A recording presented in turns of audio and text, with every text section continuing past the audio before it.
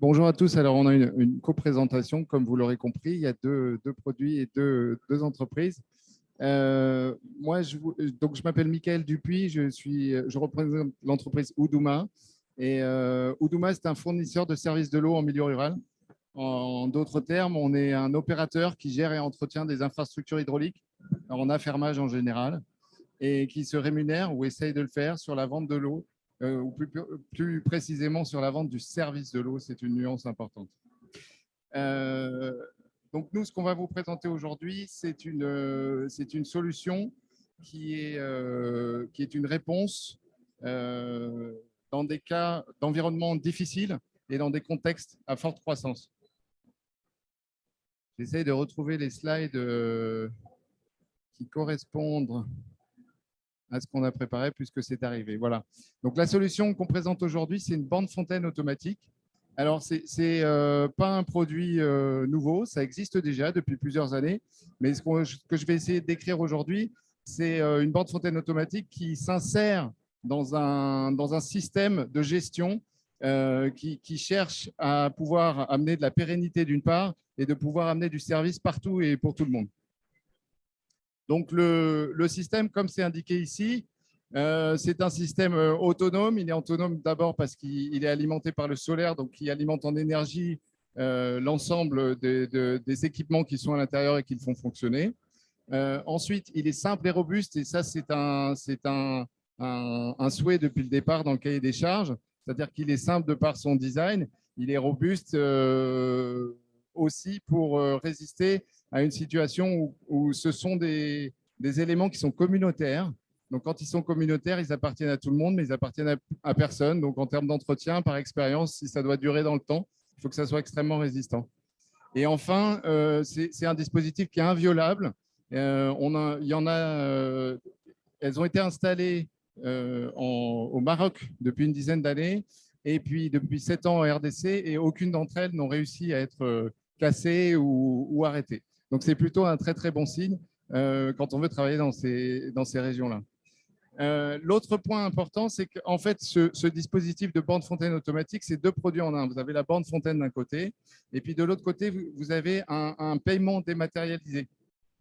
Et ça, c'est un élément vraiment important qui va vous permettre, de faciliter l'utilisation. C'est-à-dire que c'est extrêmement simple. Chaque utilisateur a une clé, il rentre la clé, l'eau coule, il la sort, et l'eau s'arrête de couler, et il voit le crédit qui reste sur sa carte ainsi que le crédit qui a été consommé. L'objet, c'est encore une fois la simplicité. On n'a pas de bouton, donc on n'a pas d'entretien. Et pour l'ensemble des utilisateurs, on est le plus simple possible. Le deuxième point important, c'est que ça fonctionne sans couverture GSM. Malgré le développement du GSM dans beaucoup des pays, nous qui sommes exploitants en zone rurale en Afrique de l'Ouest, on a presque 60% des sites qui ne sont pas couverts par le GSM. Donc, il était vraiment important d'avoir un dispositif qui puisse marcher aussi dans ces zones-là. Enfin, la recharge qui doit se faire des crédits, puisqu'on a un paiement dématérialisé, peut se faire sur site. Là aussi, il n'y a pas besoin de connexion Internet, il n'y a pas besoin de connexion GSM pour faire tout ça. C'est des dispositifs qui fonctionnent, qui peuvent fonctionner en cercle fermé. Il y a tous les équipements et les formations qui peuvent être apportées aux personnes sur place pour faire fonctionner. Un élément important également, c'est la transparence et la traçabilité, dans le sens où ça permet de générer des datas de recharge, de consommation, et qui sont des datas qui sont fiables et qui permettent de faire des comptes rendus en tant qu'exploitant. On va faire des rapports d'exploitation techniques et financiers qui sont déposés tous les 6 mois. Et toutes ces datas alimentent ce type de rapport et permettent à l'ensemble des acteurs d'avoir une visibilité sur les coûts, les consommations, le nombre de personnes qui vont consommer. Et tout ça, c'est extrêmement important dans ce domaine-là qui se développe, où il y a encore peu de connaissances de l'ensemble des acteurs et pas inégalement réparties. Et enfin, ça vous permet, et ce n'est pas des moindres, ça vous permet de tarifier à un prix juste. Je vous donne un exemple. Le seau le plus couramment utilisé, ce sont des seaux de 20 litres qui font en fait 23 litres, les seaux jaunes que vous connaissez sûrement tous. Et ces seaux-là, quand on vend à 500 francs le mètre cube, ça tombe bien parce que ça coûte 10 francs CFA, qui est la plus petite pièce qui existe. Eh bien, dans beaucoup de cas, nous, on a des zones où il y a eu des appels d'offres pour la gestion et on a des prix à 485 francs CFA le mètre cube. Comment on traduit ça en réalité sur le terrain? C'est impossible. Ce dispositif permet de faire ça. Donc, c'est un point important pour les consommateurs, je pense. Donc, les atouts, on le pense, de ce type de dispositif, c'est pour travailler, comme je le disais, dans des environnements difficiles. On va avoir les conditions dégradées, sécuritaires. On l'a vu, nous, on travaille au Burkina Faso depuis 13 ans et on a vu l'évolution des choses, malheureusement. Tous les sites sur lesquels on travaille, ou en tout cas, nombre d'entre eux ont été touchés. Donc, c'est ce qui nous a amené à développer ce type de produit. Et le premier point, c'est qu'il n'y a plus d'exposition du personnel. Normalement, sur une borne fontaine classique, vous avez un fontainier, une fontainière. Donc ça, vous vous affranchissez de ce problème-là. Ensuite, vous permettez une continuité du service. Quand vous avez des routes qui sont coupées, des accès qui sont coupés, des zones qui sont isolées parce qu'il y a vraiment des conflits en cours, le service peut continuer à fonctionner sans ce personnel-là. Et enfin, c'est une maintenance limitée. Donc là aussi, ça garantit un fonctionnement dans le temps et ça expose moins le personnel de technique, de réparation et de maintenance. Donc, ce sont des points vraiment pas négligeables dans ce type de situation. Le deuxième environnement difficile, sont des zones isolées ou à faible consommation. Je vous ai mis une photo du Sahel, vous connaissez tous. C'était un habitat dispersé et il y a des zones qui sont chroniquement déficitaires pour un exploitant parce que c'est trop petit ou c'est trop loin, les coûts de suivi sont trop importants avec les dispositifs classiques, encore une fois, avec des techniciens qui doivent passer souvent, des fontainières, etc. Là, on limite les coûts, donc ça permet d'assurer l'équilibre économique et en assurant l'équilibre économique, on assure la durabilité. Donc, c'est un point vraiment pas négligeable, en tout cas d'un point de vue d'un opérateur. Deuxième environnement dans lesquels on pense que ça a vraiment un impact positif, ce sont les environnements à forte croissance. Le premier d'entre eux, c'est les zones périurbaines. Je vous ai mis une photo aérienne de Ouagadougou. Vous avez au nord les zones loties et au sud ce qu'on appelle les zones non loties. Voilà, c'est une réalité, je crois, de toutes les grandes capitales, voire même de toutes les grandes villes africaines qui grandissent très vite. Et comment on apporte de l'eau à tous ces gens-là? Ce qu'on observe sur le terrain, c'est qu'il y a des organisations un peu anarchiques qui se mettent en place, où la qualité de l'eau n'est plus gérée, où c'est assez déstructuré finalement. Donc, la première chose que ça va permettre d'apporter une borne fontaine automatique, c'est de la structuration, la visibilité sur les prix dont j'ai parlé, et donc avoir un impact positif.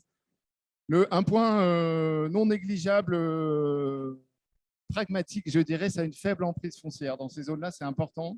Les bornes fontaines classiques ont beaucoup plus d'emprise et peuvent avoir des impacts fonciers importants. Continuité et flexibilité du service. On n'a plus de fontainière, on n'a plus de fontainier. On peut travailler la nuit, on peut travailler n'importe quand. Donc, dans des contextes comme ça, périurbains, où on s'approche d'une demande qui est quand même différente de celle qu'on a dans un village, ça répond mieux aux besoins.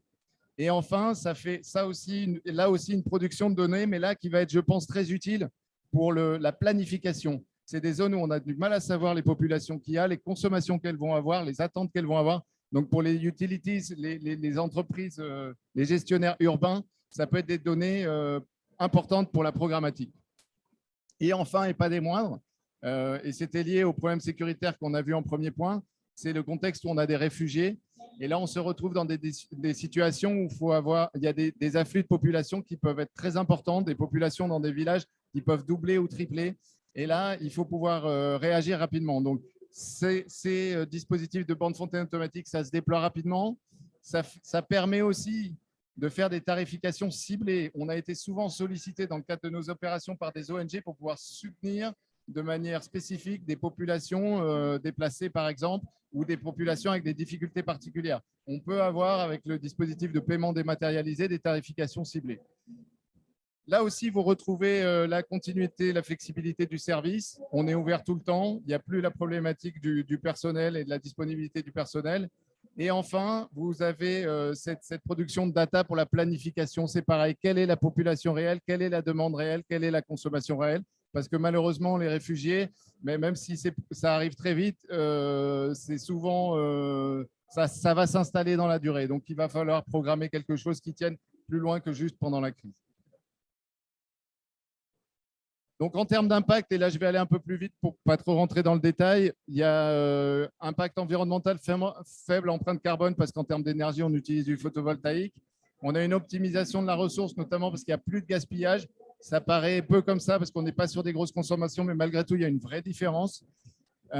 Sur les aspects économiques, vous avez l'élargissement de manière générale des applications photovoltaïques qui, dans le domaine de l'hydraulique, sont extrêmement importantes, permettent de réduire les coûts, permettent d'augmenter l'accès à beaucoup de gens. Donc, c'est une chose bénéfique pour le secteur, je dirais, de manière assez générale. Il y a de la création d'emplois techniques. Alors, certes, il n'y a plus de fontainiers-fontainières, mais les fontainiers-fontainières, finalement, ont des revenus très, très faibles. Ce n'est pas un vrai travail à grande valeur ajoutée. Et alors que là, on va vraiment avoir de la création de valeur ajoutée. Il y aura peut-être moins de personnes, mais plus qualifiées. Vous avez formé des techniciens aux technologies de solaire, aux technologies de paiement à distance, à de la programmation, à des choses un peu plus subtiles, un petit peu plus avancées qui, à mon avis, sont très utiles aussi. Et enfin, vous avez le développement d'un petit réseau pour tout ce qui est maintenance et les services adaptés qui vont travailler autour. Je vous cite un exemple, la batterie qui est à l'intérieur, il faut la changer de temps en temps. Au bout de quelques années, ça a été dimensionné pour qu'on utilise des batteries locales et pas des batteries spécifiques qui sont achetées et qui viennent, par exemple, de l'Europe ou d'autres continents. Donc, il y a vraiment un souhait d'avoir un ancrage local, encore une fois, pour avoir cette pérennité. Et je terminerai avec l'aspect social. On s'affranchit des biais sociaux parce que, qu'on le veuille ou non, il y a des biais sociaux importants, surtout dans le domaine rural. Et ça a un impact sur la durabilité des services de l'eau. Donc, on a constaté, nous, que ça permettait, même si ça doit se faire au coût de moins de personnel, mais plus qualifié, comme je le disais, ça permet au service de fonctionner mieux dans la durée. Et le deuxième point, tarification et mode de paiement adapté, on l'a discuté. C'est vraiment quelque chose d'important, que ça soit simple pour les utilisateurs, adapté pour les opérateurs, afin que tout le monde s'y retrouve. Et enfin, le point, je pense, le plus important, je vous l'ai répété plusieurs fois, c'est la pérennité du service. Toute la démarche, c'est pour que ça tienne dans le temps. Et pour faire ça, ce n'est pas évident. Il faut trouver des solutions, mais je voudrais insister et clôturer là-dessus. La technologie, ce n'est pas une fin en soi, c'est juste un moyen. Les bornes fontaines automatiques ne sont pas une fin. L'important, c'est que les gens ils aient de l'eau, ils aient de l'eau le plus souvent possible et dans la durée. Donc, pour nous, comme pour Fonto de Vivo, je pense que l'objectif, c'est d'offrir un accès à l'eau partout et pour tous. Voilà. Merci beaucoup.